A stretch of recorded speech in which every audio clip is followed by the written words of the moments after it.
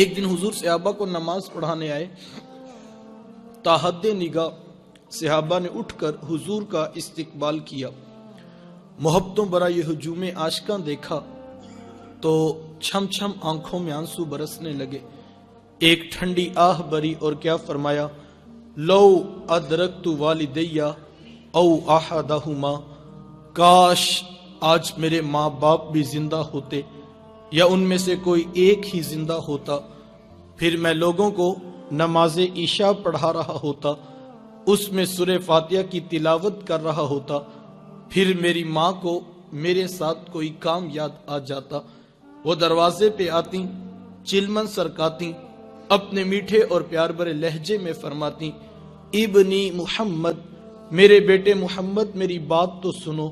کہا لوگوں نماز کا مصلی چھوڑ کر پہلے ماں کی بات کو سن لیتا۔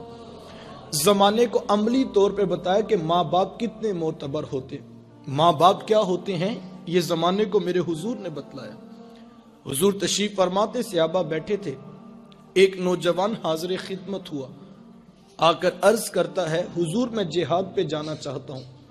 میرے آقا پوچھتے ہیں، احی والداک، کیا تیرے ماں باپ زندہ ہیں؟ قال نعم، جی حضور زندہ ہیں۔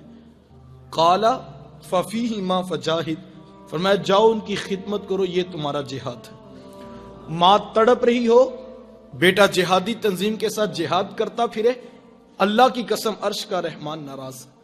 باپ کو ضرورت ہے بیٹے کی اور بیٹا تبلیغی گشت پہ نکلا ہوا ہے، اللہ کی قسم عرش کا رحمان ناراض۔ ماں باپ بیماری میں گرے ہیں، وہ فالج میں مبتلا ہیں، اور بیٹے پیر کی چوکھٹ پہ جھاڑو دیتے پھرتے ہیں، اللہ کی قسم عرش کا رحمان ناراض۔ یہ آج کے 2 نمبر اور ڈبے پیر تو حیثیت کیا رکھتے ہیں؟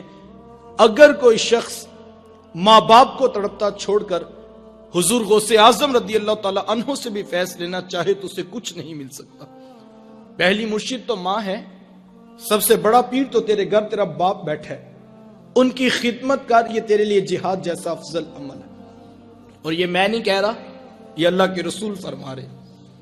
لیکن آج ہم معاشرے کا محاسبہ تو کریں، کوئی تحریک کے پیچھے بھاگ رہا ہے، کوئی تنظیم کے پیچھے بھاگ رہا ہے، کوئی انقلاب میں حصہ ڈالنے جا رہا ہے، کوئی پیر کی چوکھٹ مل کے بیٹھا ہے، کوئی دوستوں کی ٹولیوں کو آباد کرنا زندگی کا مشن سمجھتا ہے۔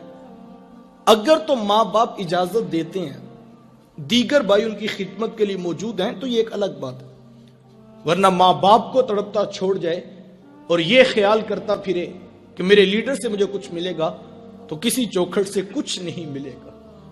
یار یہ کیسا ستم ہے کہ صبح کے وقت 60 سال کا بوڑھا باپ جوان بیٹے کی منت کرتا ہے اور کہتا ہے، بیٹا آج دکان پہ رش زیادہ ہے، گاہکوں کی بھی بھیڑ ہے، اور میری طبیعت کچھ ناساز ہے، تو تم ذرا دکان پر کچھ وقت زیادہ دینا۔ تو نوجوان آگے سے کیا کہتا ہے، کوئی جیتا ہے تو جیے، کوئی مرتا ہے تو مرے، میں نے پیر کے دربار پہ ضرور جانا ہے۔ یہ دین کس نے سکھایا ہے؟ یہ اللہ کے رسول کی تعلیمات تو نہیں۔ یار حضور علیہ السلام نے تو یہاں تک ارشاد فرما دیا کہ میں نماز کا مصلی چھوڑ کر پہلے ماں کی بات کو سن لیتا ہوں۔ اللہ اکبر۔ اس سارے مضمون کو 2 جملوں کے اندر سمو کے رکھ دیا اور ارشاد فرمایا، رضا اللہ فی رضا الوالد و سخط اللہ فی سخط الوالد۔ فرمایا جس کا باپ راضی ہے، میں محمد ضمانت دیتا ہوں اس کا عرش کا رحمان بھی راضی ہے، اور جس کا باپ ناراض ہے اس کا عرش کا رحمان بھی ناراض ہے۔ کائنات کی قیمتی شے جنت تھی، کھینچ کر کے ماں کے قدموں تلے بچھا دی۔ ایک ایک رشتے کا تقدس معاشرے کو میرے حضور نے سکھلایا ہے۔